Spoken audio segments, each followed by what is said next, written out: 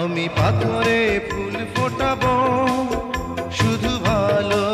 হ্যাঁ বন্ধুরা, আপনারা ঠিকই ধরেছেন, বর্তমানে তুমুল লড়াই চলতেছে। বিষয় নিয়ে আজকে আলোচনা হবে, তাই শুরুতে লাইক দিয়ে চ্যানেলটি সাবস্ক্রাইব করে দিন। এর সাথে আমি দেব না তোমার তুলো। একাকী গভীর রাতে তোমার কথা ভেবে।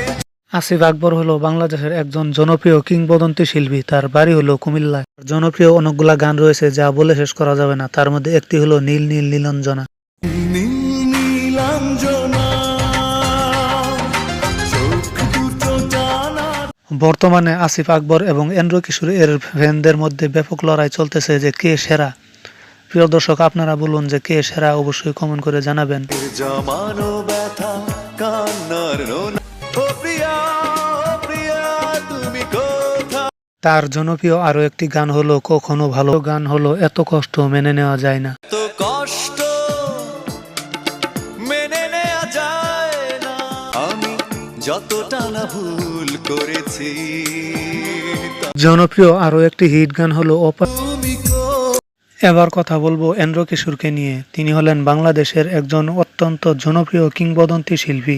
তার বাড়ি হলো রাজশাহী। তার জনপ্রিয় গানগুলির মধ্যে একটি হলো আমি পাথরে ফুল ফুটাবো।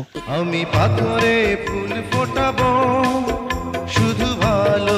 প্রিয় দর্শক, আপনার কাছে কার গান ভালো লাগে অবশ্যই কমেন্টে জানাবেন এবং লাইক দিয়ে চ্যানেলটি সাবস্ক্রাইব করবেন। অত্যন্ত জনপ্রিয় আরো একটি গান হলো আমার হিট গান হলো ভালো আছি ভালো থেকো। ভালো আছি ভালো থেকো, আকাশের ঠিকানায় চিঠি লিখো।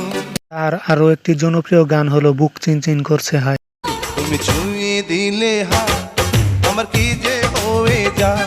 তার আরো একটি জনপ্রিয় গান হলো চোখ যে মনের কথা বলে। চোখ যে মনে কথা বলে। তার আরো একটি জনপ্রিয় গান যেটা সবার প্রিয়, তুমি মোর জীবনের ভাবনা।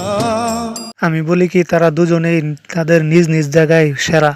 শুধু শুধু ভক্তদের মধ্যে লড়াই করে কোনো লাভ নেই। দেখা হচ্ছে পরবর্তী ভিডিওতে। ভালো থাকবেন।